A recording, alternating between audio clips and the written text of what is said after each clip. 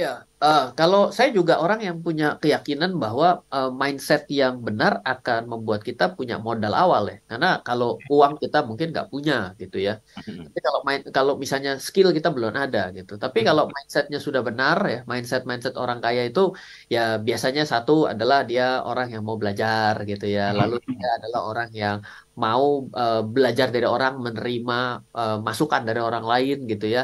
Lalu juga gampang untuk bergaul ya, memiliki networking ya, mau mau menerima lah dengan keadaan seperti itu. Biasanya dia akan cenderung bertumbuh.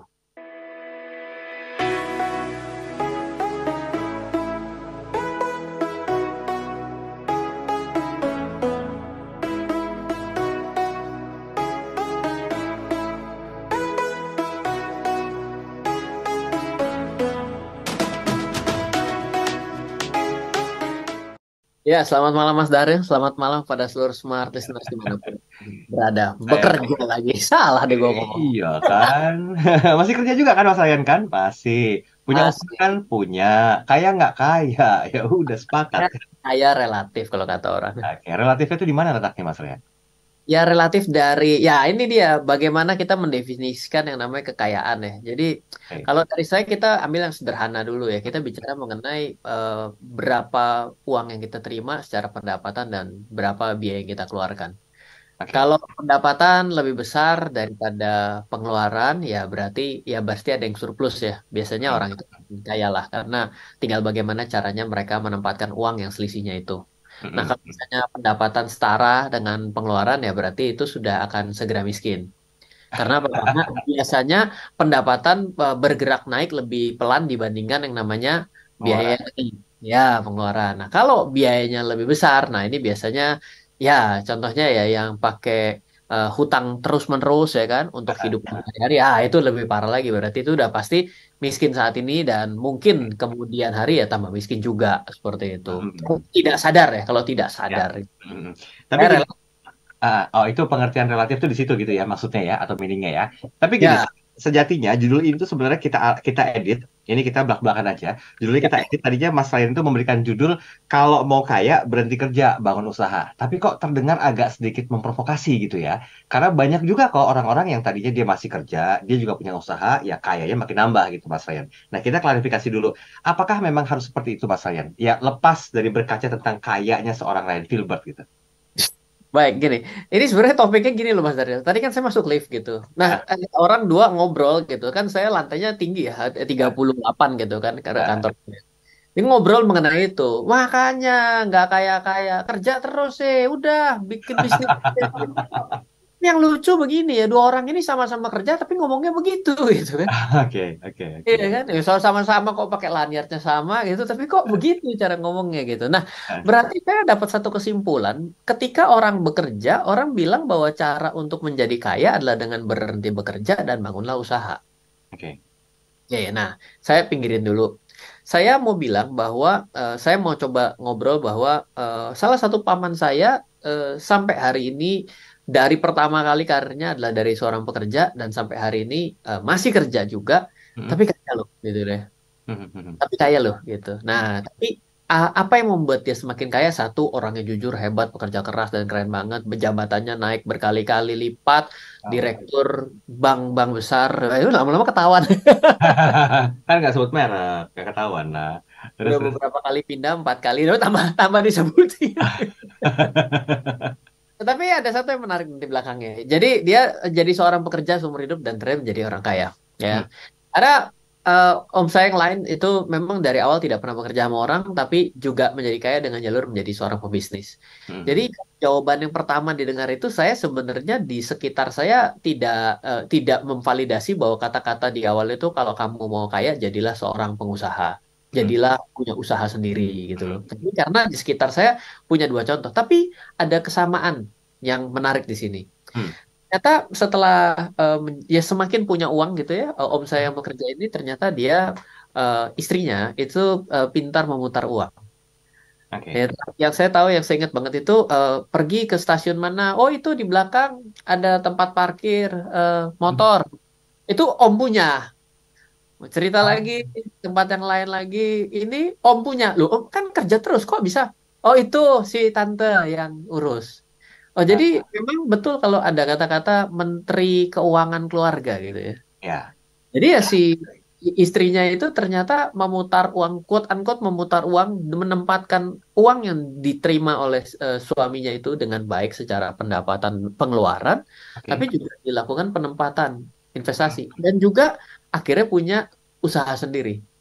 oke, oke. Tapi tetap masih kerja gitu ya, gitu. Itu Mhm, satu versi. Kalau yang satu lagi beda ceritanya, tapi mhm. pintar juga dalam sudut pandang memutar uang ketika punya pendapatan tidak digulung memperbesar bisnisnya betul, tapi Oke. ada juga punya hal yang lain gitu ya. Ya, Mhm. dan sebenarnya ada kata kuncinya adalah bisnis ke, Anda kerja ke, tapi berakhirnya juga punya investasi seperti itu. Nah, oke, ujungnya adalah berinvestasi gitu ya Mas Raina. Nah, ini sudah clear ya. Jadi sebenarnya tema ini bukan memprovokasi Anda untuk berhenti kerja, buka usaha terus kaya. Enggak seperti itu. Kita perlu luruskan tadi sudah dijelaskan oleh Mas Filbert bahwa ini berdasarkan apa yang terjadi ketika berada di lift, kemudian coba disandingkan dengan fakta dan juga kenyataan di keluarga. Dua omnya Mas Rian ini yang satu kerja bisa juga kaya kok, yang satu lagi berusaha juga bisa kaya. Semoga kita bisa meniru bagaimana langkah-langkah yang mereka lakukan, walaupun ujungnya adalah berinvestasi. Nah, itu inti pembahasan kita pada hari ini. Jadi buat Anda, seperti termasuk saya yang masih Ya, bekerja, ya udah tetap aja bekerja, tapi bisa gitu loh, menemukan ceruk atau celah membangun usaha-usaah lainnya untuk menopang. Kalau Coach Yohanes G. Pauli kan bilang kaki mejanya itu harus empat gitu loh, nggak mungkin hanya tiga atau satu masalahnya ya. Ya ya, betul. percuma goyang-goyang juga. Kalau dihajar inflasi ya udah gemeteran. Apalagi Ya. kalau COVID kemarin, wah udah ambruk. Nah, bagaimana caranya agar Anda yang ingin kaya, nggak usahlah berhenti kerja, punya usaha, bisa kok mendapatkan semuanya. Nanti step by stepnya akan disampaikan oleh Mas Ren Filbert, walaupun ujungnya adalah sebuah investasi dan bagaimanakah prosesnya. Bersama dengan Mas Ren Filbert, kita akan diajarkan bagaimana caranya untuk kaya, walaupun dua-duanya ini bisa dilakukan kok. Kerja tetap, bangun usaha iya gitu loh. Ada juga orang yang ekstrim, karena ngerasa pasif income-nya selama ini tuh udah didapetin banyak dan lebih besar dari aktif income-nya itu dari bisnis atau usaha-usahanya, sehingga dia memutuskan untuk berhenti dari bekerja. Itu nggak salah juga. Nah, kita perlu disclaimer dulu, kita tidak mengajarkan Anda untuk berhenti bekerja, total ke bisnis, enggak. Kalau sekiranya belum seimbang, atau mungkin juga di sisi lain belum memberikan kontribusi yang lebih dibanding satunya, ya udah jalanin aja dulu semuanya. Tapi masalahnya begini Mas, kan banyak orang yang ya sama berkaca dari yang dilakukan oleh Om atau paman dari Mas Ryan. Ada yang satu kerja, punya usaha, juga bisa kaya dengan cara mengetahui cara mengelola keuangan. Sebetulnya kuncinya itu di mana letaknya? Apakah sekedar tahu cara ngelolanya saja udah cukup untuk menjadi kaya walaupun dengan bekerja, atau ada pemahaman lain yang perlu dipahami? Ya, kalau dari saya sebenarnya kita ini kadang-kadang kalahnya tuh bukan bicara pendapatan kita tuh dimulai dari berapa. Mungkin bukan dari situ, tapi kadang-kadang kita ini tidak bisa mengendalikan yang namanya keinginan kita. Jadi Mm-mm. kuncinya kalau kita ini punya uang, sebenarnya semua itu sama ya, mau dari manapun, dari seorang pebisnis gitu ya. Mm-mm. Makanya teman saya bilang gitu ya, kalau orang yang mulainya dari pekerja itu berbisnis, itu punya risiko lebih tinggi untuk gagal katanya. Loh, kenapa Oke. bisa seperti itu? Saya bilang, kalau orang yang tadinya tidak dari orang pekerja emang enggak, dia bilang. Kenapa? Karena ketika kita mulai bekerja, setelah kita mulai bekerja itu kan kita punya dong satu gambaran bagaimana tempat kerja yang bagus, Mm-mm. bagaimana tempat duduk yang oke, ini posisi ada di ini, ada jabatan ini, jabatan itu. Nah, dia Aha. ketika bermimpi mau menjadi seorang pebisnis, dia berpikir adalah yang harus dilakukan itu ya harus membuat kantor seperti itu bentuknya, harus dengan jabatannya ada 3 level ke bawah, harus ada Mm-mm. sekretarisnya, mobilnya harus seperti ini. Akhirnya ya menghasilkan uang belum, tapi malah ya sudah keluar uang terus. Jadi tidak Ah. terbukti gitu loh. Jadi ya ini kalau kita langsung bergaya, itu kan gaya, gaya Ya. berbisnis gitu ya. Tapi bukan tujuannya adalah mencari keuntungannya atau mencari bahwa kita bisa menghasilkan uang, ya Mhm. akhirnya malah nggak jadi apa-apa. Sama ketika kita mulai bekerja sama orang lain gitu ya. Aha. Oh, Aha. saya biar kelihatan saya udah jadi orang pekerja, saya harus dandanannya beda dong gitu ya. Wah, jam tangannya harus yang bagus dong ya. Wah, dasinya harus yang keren dong ya. Wah, tasnya mesti yang oke lah, laptop saya mesti yang inilah. Handphone ya sudah habis terus uangnya nggak selesai, nggak habis-habis. Begitu dapat langsung. Nah, lama-lama terbalik nih. Saking uangnya kelamaan datangnya, dia mulai dengan utang dulu, bayar belakangan. Nah, jadi patternnya itu sama gitu loh. Kalau kita mulai dengan mental seperti itu, mau Anda menjadi pebisnis, mau Anda menjadi seorang pekerja, mulai langsung kalau orang mulai bisnis langsung sukses biasanya boros juga. Ah, oke. Juga dulunya kalau misalnya saya hari ini punya usaha gitu ya, lalu Hmm. jadi saya seorang investor juga. Nah, kalau saya dulu ketika berhasil dapat uang dari saya punya bisnis gitu ya, yang Mhm. terjadi itu ya saya biasalah beli mobil, ya dah. Aha, aha. Setelah beli mobil nggak puas, biasanya modif mobil, ya kan gitu kan. Mhm. Itu terjadi dan apalagi ngelihat teman juga gitu ya. Wih, gila keren nih ternyata sound systemnya asik juga nih kayak gini. Udah Mhm. saya sound systemnya mulai mainnya dengan mesin. Oh iya, jadi begitu. Semua mau tidak mobil, mulai dari motor akan kayak gitu. Jadi Mhm. kalau terjebak di pola seperti itu ya kita makin lama untuk jadi orang kaya atau jangan-jangan miskin terus. Oke, oke, oke. Ini berarti sehubungan dengan mindset kita juga ya, berarti Mas Ryan ya? Iya, kalau kita nggak segera sembuh, kalau Mhm. nggak segera sembuh, wah repot itu. Karena Oke. kalau nanti sudah terlilit dengan kuncian hutang ya, nanti akan semakin kalau ya bagus itulah gali lubang ditutup, gali lubang ditutup. Tapi ntar kayak iklan rokok ya, gali lubang tutupnya lupa. Atau gali lubang tutup lubang, ya gali lubang tutup lubang terus aja gitu terus. Tapi lubangnya makin gede yang dibikin Oke. Oke, seperti itu. Mas, sedikit saya mau menyinggung sedikit, Mas. Mungkin kalau boleh disarikan juga kan, ini kan berhubungan dengan mindset atau cara berpikir kita untuk kaya. Ada juga tuh bahasan-bahasan yang menyinggung tentang mindset kaya akan menghasilkan kekayaan. Nah, menurut Mas Ryan bagaimana? Apakah sekedar mindset itu cukup sebagai sebuah semangat untuk motivasi menuju ke sebuah usaha dan juga bisa jadi kaya, atau bagaimana idealnya, Mas Ryan?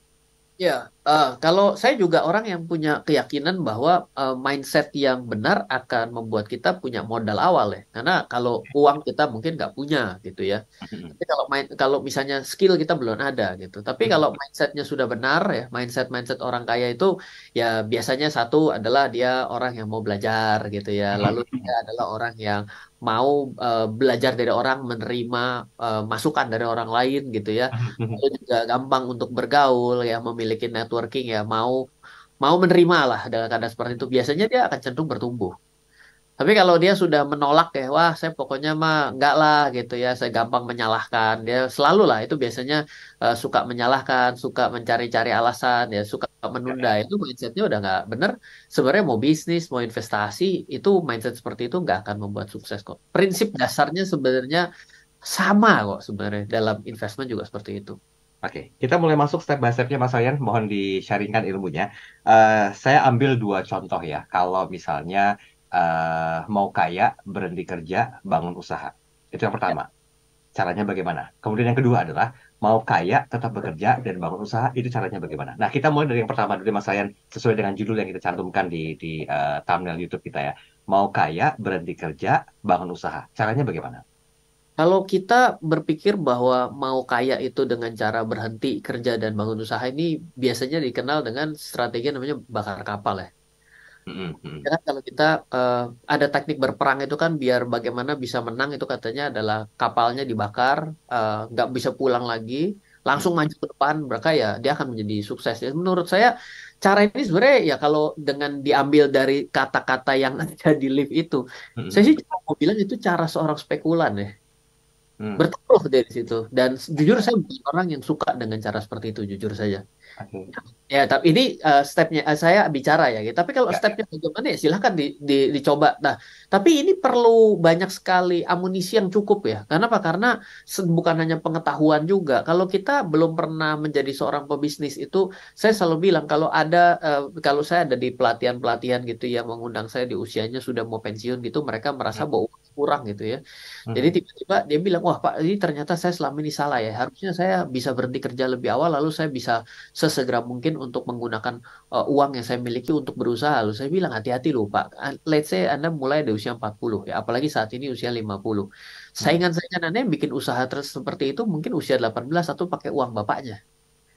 Dia Oke. berani dia berani melakukan apapun promo jor-joran gila-gilaan di mana kalau kita ini gagal mau promonya mau sampai kapan kita nggak tahu seperti yang namanya bakar-bakar uang ala startup lah Mhm. kita yang uangnya nggak bisa dibakar terus ngelawannya yang bisa dibakar bagaimana cara menangnya gitu kan Mhm. dan belum lagi punya pengalaman dan pengetahuan sama-sama mulai dari usia yang berbeda tapi sebenarnya mulai usahanya dari titik nol yang sama.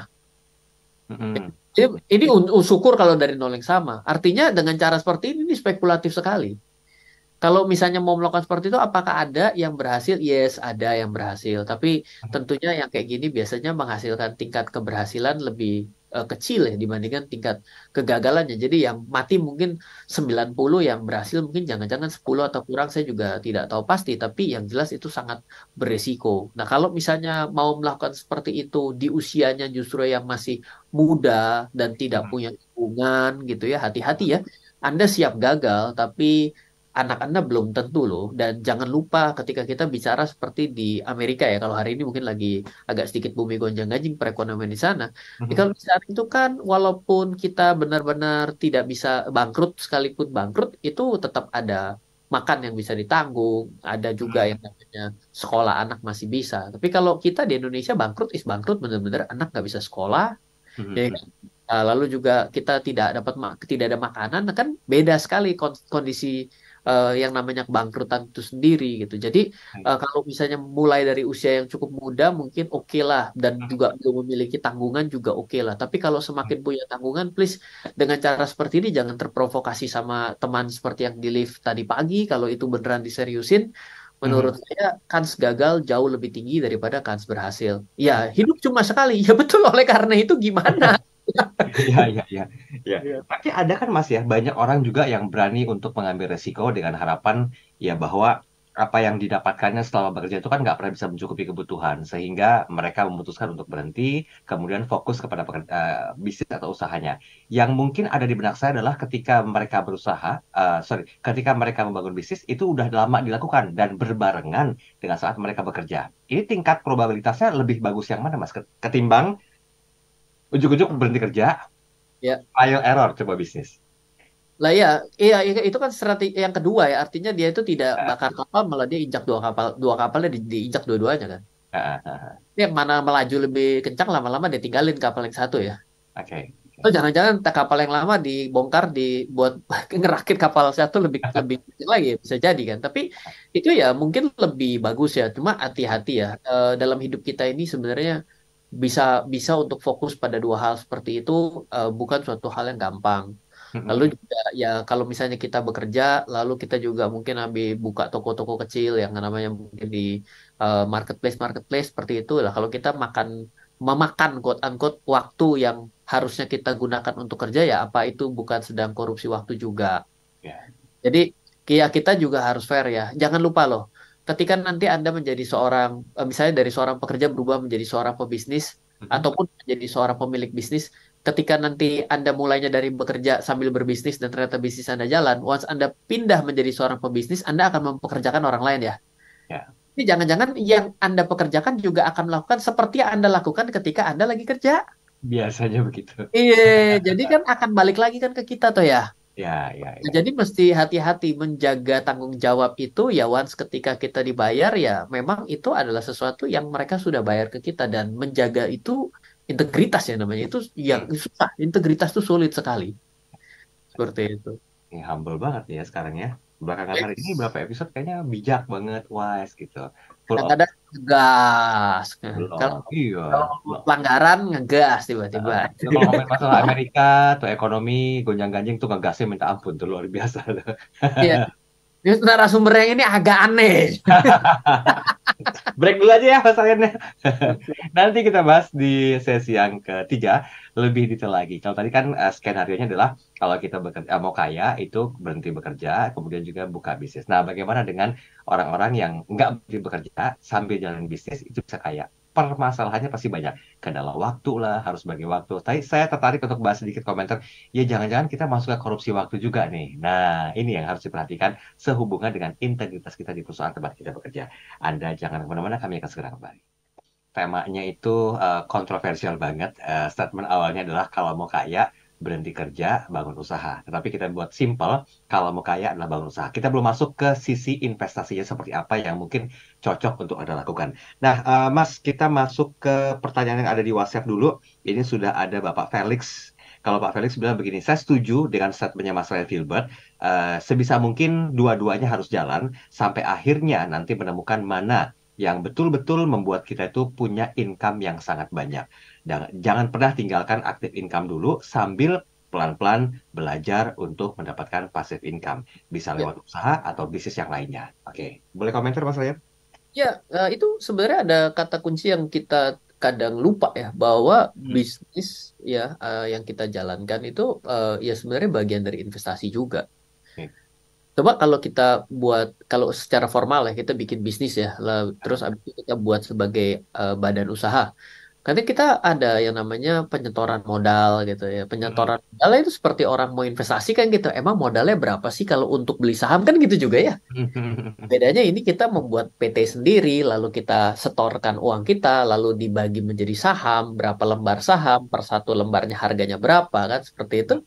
Itu jadi sebenarnya sedang membuat investasi juga buat kita seperti itu. Oke. Jadi betul, nah makanya perlakukanlah dengan cara yang benar ya. Misalnya gini, ketika kita memulai usaha, mungkin awal tidak langsung kita buat yang namanya badan usaha, oke nggak apa-apa ya. Tapi biasanya tips pertama saya kalau kita dengan baru mulai usaha ya harus dipisah antara laporan keuangan atau pendapatan pribadi kita dengan pendapatan usaha kita. Mm-mm. Sama ya mungkin rekeningnya dipisah dulu seperti itu ya. Lalu jangan nanti dicampur. Kalau dicampur kita kadang-kadang akhirnya merasa begini loh ya, bisnis-bisnis saya ya uangnya saya ambil semua. Uangnya buat ambil semua buat apa? Buat bayar kebutuhan saya sehari-hari. Nanti akhirnya kita tidak tidak bisa membuat satu angka bahwa ini loh modalnya. Nah, kalau kayak gitu nanti ketika sudah dipisah dengan ada modalnya, maka keuntungannya yang diambil gampangnya. Tapi kalau misalnya sifatnya mungkin jasa dan lain sebagainya, biarkan dari sana, tapi nanti seolah-olah kita mindsetkan diri kita digaji oleh si eh, rekening tersebut. Ya, Mm-mm. dipindahkan seperti itu. Nah, mindset-mindset seperti itu nanti bisa kita rasakan ya ketika keuntungan diambilkan tuh seperti kita berinvestasi dan ternyata mendapatkan bunga, mendapatkan dividen seperti itu. Nah, kalau mulai dengan mindset-mindset seperti itu, biasanya kita jadi terbiasa bahwa ini adalah saya, ini adalah bisnis saya. Nah, nanti kalau itu mau dikembangkan terus ya, ya go ahead, boleh seperti yang tadi Pak Feli katakan. Oke, Mas, tapi untuk pembagian waktu bagaimana, Mas, agar tidak termasuk dalam indikasi korupsi waktu ya? Kita masuk ke part yang kedua kan tadi kan. Tadi Mas Ya. Arya bilang, jangan-jangan suka ada korupsi waktu nih di saat kita lagi bekerja, ya kita ngurusin bisnis kita di luar sendiri. Nah, probabilitas atau kemungkinannya untuk menjadi kaya, walaupun kaya itu kan sifatnya lebih lebih apa ya, ya nggak ada titik poin puncaknya lah. Antara yang masih bekerja sambil menjalankan bisnis. Nah, mana yang identik dengan kekayaan dan seperti apa pengelolaan waktu yang bisa dilakukan, Mas Ryan? Ya, kita jawabnya yang pertama dulu ya. Kalau dari Hmm. saya sebenarnya ya gak ada bisnis yang jelek, tidak ada pekerjaan yang jelek, tidak ada profesi, tidak ada jurusan yang jelek lah. Kalau menurut saya semuanya bagus ya. Yang penting ya apakah kita memang eh, suka gitu ya menjalankannya ya. Oke. Tapi ada orang yang bilang gini, gak apa-apa, nggak suka asal duitnya gede. Ya oke juga sih dengan cara seperti itu gitu ya. Tapi lebih mantep mana kalau sudah suka dibayar ya gede Nah, juga. Saya sih pilih yang itu gitu ya. kan. Itu berarti bagaimana cara kita memilih. Nah, kadang-kadang perjalanan untuk bisa mencapai poin itu juga nggak gampang ya, perlu waktu. Nah, itulah mungkin bagian yang disebut ya perlu trial dan error. Nah, itu ya mungkin dengan injak dua kapal silahkan seperti itu, atau yang memang dari awalnya justru mulainya dari memang pebisnis gitu, entrepreneur ya, saya mulai dari seperti itu juga bisa gitu ya. Tapi ya kembali lagi kalau saya selalu berpikir kalau misalnya ya pokoknya ya nggak apa-apa lah asal dibayar gede aja gitu. Wah, repot juga ya. Dan saya paling kesal kalau orang sudah mulai bisa mengukur ya repot ya kalau orang mengukur kita gitu ya. Ya pokoknya dia mah asal duit gede dia pastilah oke. Nanti kita akan quote unquote akan diperbudak oleh uang itu gitu. Wah, saya paling kurang suka dengan statement itu. Ya, jadi saya biasanya lebih melihat bahwa saya suka oke, saya melihat ini menjadi suatu passion yang baik, ya saya mau dibayar gede ya nggak nolak gitu kira-kira Oke. seperti itu. Nah, So, aturan waktunya bagaimana, Mas? Nah, sekarang masuk ke pengaturan waktu ya. Kalau dari saya ini juga tidak semua pekerjaan, tidak semua bisnis sebenarnya kan juga akan menyita waktu pada hari ini tuh kan beda-beda ya poinnya. Satu, kita misalnya ya ada jam istirahat, Anda mau pakai untuk misalnya 1 jam gak sambil Anda makan siang dan Anda beresin dengan online, email dan lain sebagainya, mungkin masih bisa ya. Atau mungkin juga seketika Anda bisa mungkin berjalan dengan adik Anda atau siapa sehingga bisa bisa paru-paruan ya. Ya, ya, kalau jam sekian nah saya ini ya dia bisa ya berarti ini ya. Jadi dengan cara seperti itu bisa terbagi juga dengan baik ya. Atau ya pilihlah bisnisnya yang tidak membuat waktu Anda menjadi korupsi waktu kan juga bisa. Misalnya contoh gini ya, misalnya ada orang yang mau trading. Kalau Anda trading saham siang, terus Anda kerja, lah ya mana mungkin Anda tidak korupsi waktu? Pasti korupsi waktu lah dikit-dikit. Lah karena jam bursanya buka selama jam siang sampai sore. Berarti kalau Anda sampai trading sama Anda kerja, ya sudah pasti Anda ya ngintip-ngintip ya kan. Sorry ya, jangan lanjut dulu meetingnya, saya mau ini dulu. Ya boleh, silakan kalau ngomong sama bos Anda berani kuat begitu sih, boleh saja gitu kan. Ya tapi bisanya juga ada trading malam hari karena hari ini kan sudah online gitu. Jadi Ya, ya. strategi yang seperti ini ya sebenarnya lebih memungkinkan dengan era digitalisasi seperti ini jadi jauh lebih banyak kemungkinannya. Mungkin Anda mau kerja di metaverse juga, siapa tahu. Ya kan? Pilihlah sesuatu yang nyaman, yang dibayar besar, syukur-syukur ya. Ya, Tapi ya. ya, jangan bisa merugikan orang lain kan. Bagus kan seperti itu. Oke, baik, baik. Ini ada pertanyaan satu nih dari Bu Melika nih. Bu Melika bilang begini, saya sempat mendengarkan di sesi pertama, Mas Ryan Filbert itu masih bekerja dan juga punya usaha atau bisnis. Nah, kapan Mas, seandainya Mas Ryan Filbert harus memutuskan untuk berhenti bekerja dan fokus kepada bisnis, apa momentum yang ditunggu? Iya, saya kerja dua sekarang, satu ada hubungan Ngeri. pemerintahan ya itu Oke.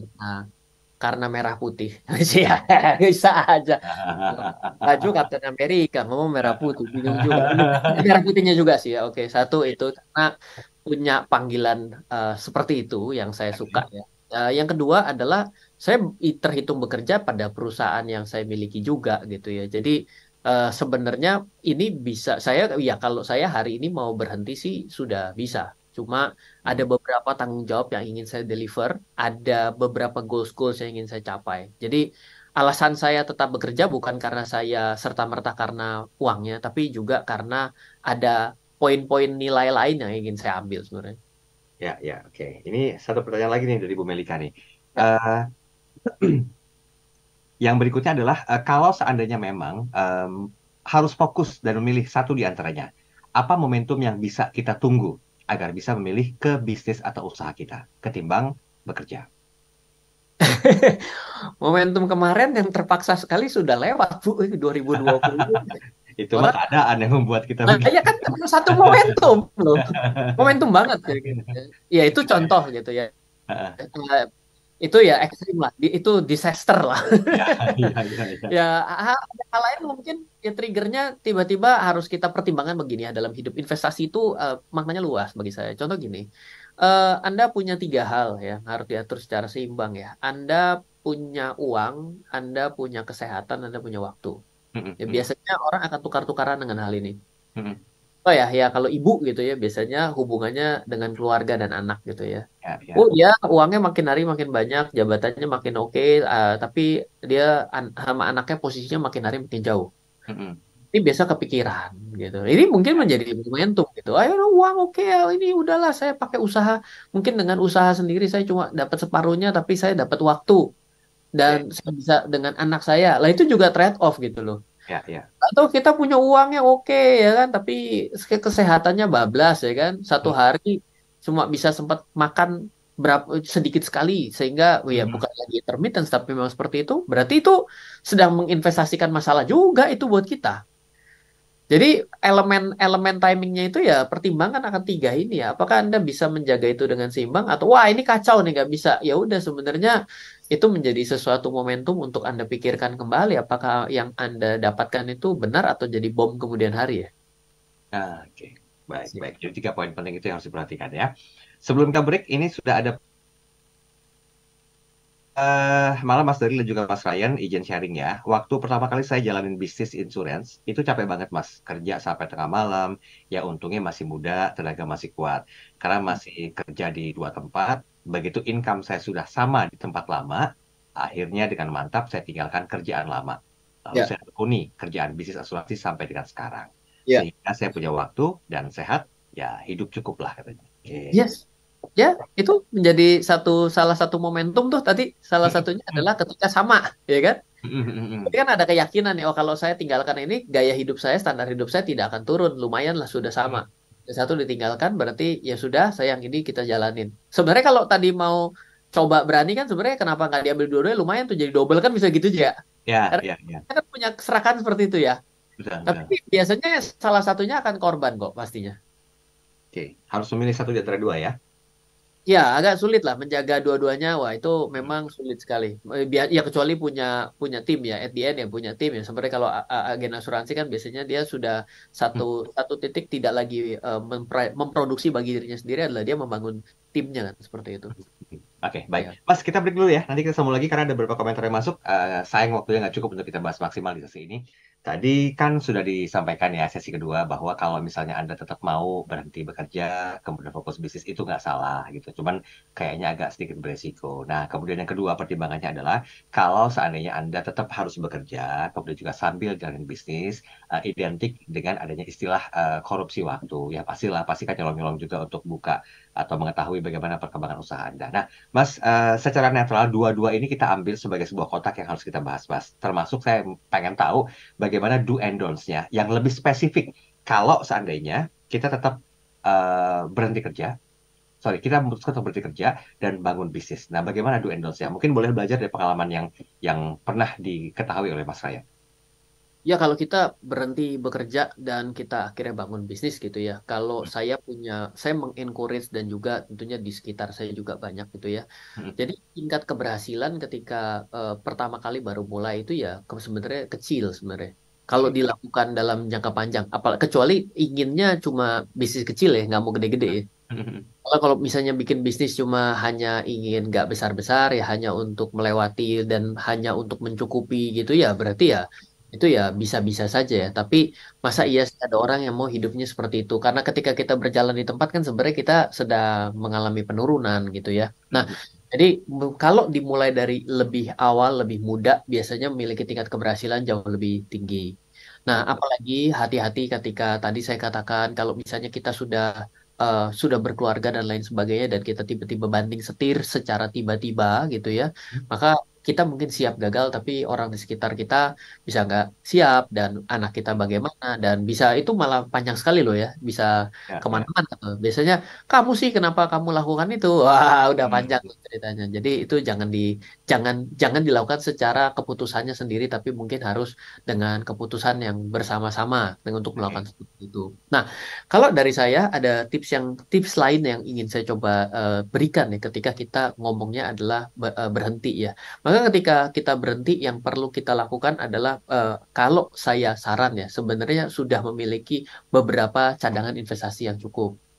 Kalau ada cadangan sama lah kayak kita ini lagi perencanaan keuangan gitu ya. Ada yang namanya dana darurat. Jadi kalau bisa ya kita siapkan dulu kira-kira namanya orang bikin budgeting ya harusnya sih punya ya namanya bikin budgeting. Oh, saya kira-kira bisnis ini 24 bulan, 12 bulan ini cukup. Nah, itu menjadi salah satu trigger.